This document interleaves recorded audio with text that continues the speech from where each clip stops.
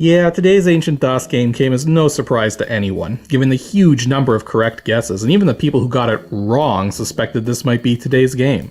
And that game is Wing Commander, widely regarded to be one of the most influential space combat simulations ever created, considering the sheer number of games afterwards, like the Star Wars X-Wing and TIE Fighter games, that would have many similar features.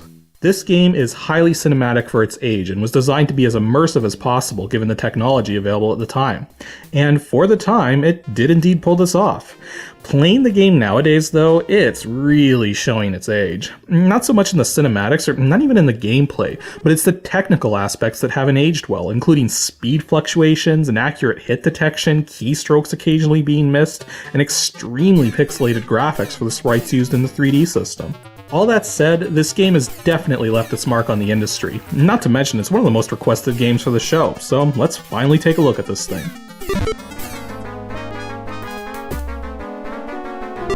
Wing Commander was created and released by Origin Systems in 1990 and is a one-player 3D space simulation/shooter.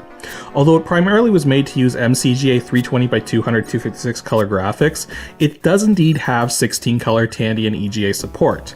However, I wasn't able to get these modes working in my copy of the game, so either the downloadable version available nowadays doesn't come with the files necessary, or DOSBox can't run them for some reason. Either way, something to keep in mind if you want to try running the downloadable copy on older hardware. It supports the PC Speaker, AdLib, and Roland MT32 for sound and music, and I should note that on actual hardware, the Roland MT32 support sounds spectacular. AdLib, not so much. There's volume inconsistencies and other kinds of glitches everywhere. But unfortunately, that's what the average person's going to be stuck with. As for its current release date, it's still commercial but easily obtainable from the Good Old Games website at www.gog.com, and you can buy it, along with its expansions, the second Wing Commander game, and all of that game's expansions, all together for $6, which is a pretty good deal when you think about it. If you'd rather get a boxed copy for sake of collecting, then good luck, cause they're very hard to come across. Though if you do find one, they're only moderately expensive, running around $30 for the full box with manuals and everything. If you're not a hardcore collector though, then it's probably best to just stick with the GOG release.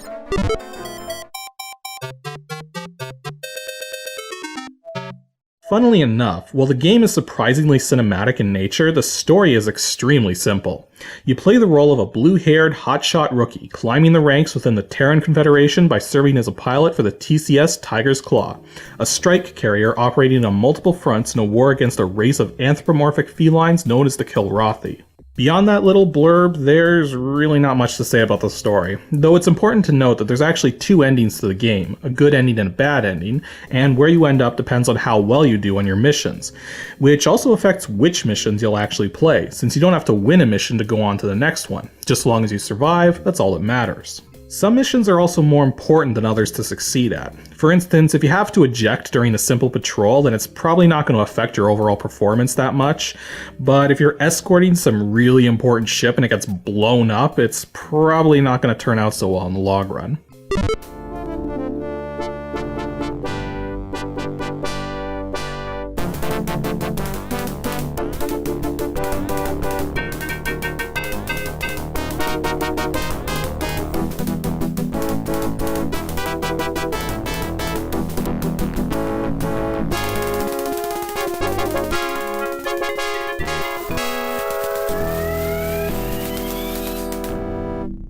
When you first start a new game, you may be a little confused by the fact that the first thing you see is yourself getting blown up in a simulator pod in the bar. Well, this actually serves as your name entry of all things, after which you'll be able to talk to people in the bar, which is a good way to get some tips or learn about what's going on in-universe from the perspectives of your fellow pilots. From here, you can head to the barracks where you can save your game, represented by sleeping people, or head to the briefing room to begin your next mission. The gameplay itself is actually quite a bit more complex than just shooting stuff. For starters, there's usually quite the distance between where you are and where you need to go. So to help pass the time, there's a special autopilot feature with a light in your cockpit to indicate when you can use it. Hitting the autopilot will drive you towards your current destination as far as you can go before your intervention is required, such as running into asteroid fields or having to face a wing of enemy fighters. That said, there is quite a bit of combat, so understanding all the aspects of combat is important. Firstly, you have two different kinds of weapons at your disposal, guns and missiles. Guns run off of a rechargeable energy supply while you only have a limited quantity of missiles. And there's three kinds of guns, lasers, mass drivers, and neutron guns. Lasers are the weakest but have the longest range, neutron guns are the strongest but have the shortest range, and mass drivers are both average damage and average range. Missiles come in 4 varieties, one of which is dumbfire and needs to be used carefully, but the other 3 all have some form of homing capabilities, so it's just a matter of using them in the right situations. There's also mines you can deploy later in the game, but their usefulness is pretty limited. Once your mission is over with, you'll head back to the Tiger's Claw and dock, following which you'll be debriefed by your CO and may also be called into his office for a private meeting, in case he wants to change what kind of ship you're assigned to or promote you up to the next rank or other such things. Occasionally you'll also get some story tidbits, but for the most part, in order to maintain the game's immersion factor, you're only told so much, given that you're still rising the ranks and aren't privy to every piece of information about what's going on. And that's actually all there really is to the gameplay. I mean, Wing Commander is surprisingly basic when it comes down to it, and it's just executed in a very engrossing way. I could go into more details about the kinds of ships you might face, or the kinds of missions you'll end up playing, or even how the characters you interact with are stereotyped to an almost offensive level. But there isn't actually much of a variety to this game. It's kind of like being in a movie, more so than playing a game, even though you actually are playing a game. Well, heck, even the manual is written in-universe, and you have to look up a special reference card to get any of the controls and whatnot. Which is not to say I'm out of stuff to talk about, though, because guess what's next? I have a lot of strategies and things to keep in mind while playing this game in order to maximize your proficiency. And my first massive tip is to learn how the different enemy ships actually fight. One of the very first tips you're given as you start the game is that the salty light fighters you face tend to turn left when they're trying to evade you because of the way their engines work. A little later in the game, you're given another similar hint that the Dralthy medium fighters tend to turn up or down, not sideways, because each one has massive curved wings on either side of its cockpit, obstructing vision in those directions. At first it might seem like this is just idle chatter and doesn't have any effect on the gameplay, but the enemies do indeed behave in this manner. In fact, the skill of the enemy pilots can be a little scary at times, but they also have some of the same limitations you do, so learning to take advantage of the idiosyncrasies of your opponents will greatly help you out. Another good tip is to try and nail an enemy fighter with a missile right at the start of combat during the initial approach. This is when it will be easiest to hit them with missiles in the first place, and if you manage to destroy one of them before the infighting begins, it'll make things just that much easier for you and your wingman. Yeah, your wingman. This is another aspect of the game that ties in with the simulation setting, and that with every mission, you'll have control of a wingman whom you can give orders to. The most common order you're going to give them is to break an attack, but you can feed them more specific orders too, or even tell them to return to base if they're getting beat up and you figure you can handle the rest of the mission solo. You'll also use the communication system for requesting permission to land at the end of a mission, or you can also send taunts to enemy targets to encourage them to come after you instead of whatever they're targeting, which is essential if your wingman is under heavy fire or you can't get an enemy ship to stop targeting something that you're supposed to be protecting. Though speaking of landing, this is one of those things that might haunt some new players. It's just, how the heck do you land? Well, what you're supposed to do is contact the Tiger's Claw while you're in range and request a landing. Following this, you need to actually get within landing range of the Tiger's Claw, but you also need to approach from its front side, i.e. the smaller side that doesn't have large round engines sticking out of it. If you try to approach from any other side, you're liable to find out that the game actually does have ship-to-ship collision detection, which you may or may not survive. The ironic thing about this is that during most combat situations, the enemy fighters are so small for collision detection purposes that colliding with them is nearly impossible, even if you're intentionally trying to pull it off. Another good tip is to make smart use of your afterburners. As you may or may not have noticed yet, you have a fuel gauge which very slowly drops during normal flight, but drops rapidly when you use your afterburners. And rightly so, since your afterburners can get you going over 3 times faster than your typical maximum speed. Because of this, afterburners are best used to chase down an enemy trying to get some distance from you, or to get out of range of any missiles that are fired at you when your lock light starts flashing.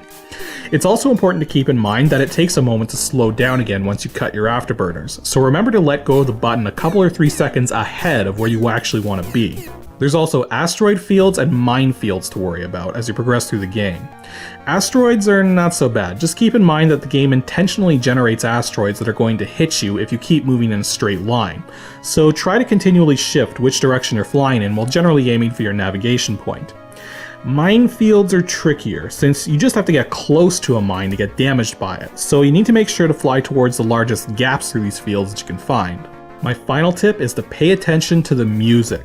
Wing Commander has quite the music system in place, changing based on how battles are progressing, although the music itself can sometimes be a bit weird, especially on ad-lib. However, there's quite a number of different cues to listen for so that you know what's going on and what you should be worrying about.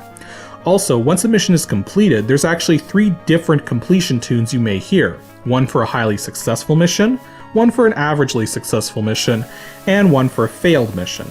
But don't be afraid to head back to base with a failed mission, because remember, win or lose, so long as you survive, you will eventually reach an ending of some kind, be it good or bad. For the time, Wing Commander was an epic masterpiece of a game. Nowadays, it still has its immersion factor and some of its epicness, but the software hacks needed to make this thing work on the systems of the time just doesn't play well with modern systems and emulators. Not to mention it lacks proper Sound Blaster support despite anything you may have read on the box, and thus it required an expensive MT32 card at the time to really experience the game's full cinematic properties. In short, Wing Commander is a great game, aged poorly. It's worth playing nowadays for the nostalgia factor, but for those of you who've never played a Wing Commander game before, you're probably better off starting with one of the sequels instead of this one, since you'll run into fewer technical issues and get a better overall experience.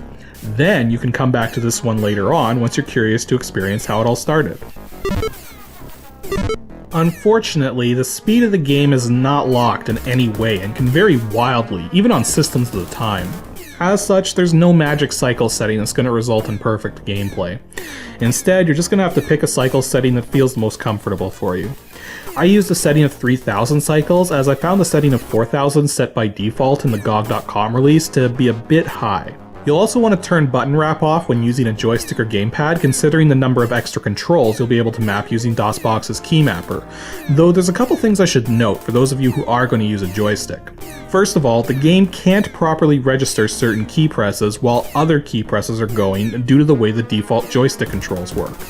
For instance, I mapped my joystick's second button to the keyboard enter button to fire missiles, and mapped the insert and delete key to my joystick's rudder control, only to find that I couldn't fire missiles while spinning with the rudder controls, so that's one thing to keep in mind. The other thing which I find very unusual is that this is one of the extremely few DOS games to support analog joystick control without having to calibrate it first. Now, this isn't really something you have to worry about, it's just that being a programmer myself, I know just how annoying joystick calibration can be when coding for DOS, and the fact that these guys were able to pull this off is pretty darn impressive. Anywho, that's all for today's episode of Ancient DOS Games. Next week for episode 108, we're going to take a look at a game made by Dynamics. And as you may or may not know, they made quite a number of games. But there's one genre that they pretty much avoided, save for next week's game. So if you think you know which game that is, then send your guess to adg@pixelships.com and tune in next Saturday to see if this particular game of theirs is actually any good.